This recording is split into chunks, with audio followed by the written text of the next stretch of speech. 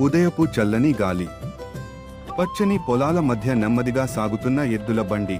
ఇది కేవలం ఒక ప్రయాణం కాదు, మన గ్రామీణ సంస్కృతికి ప్రతీక.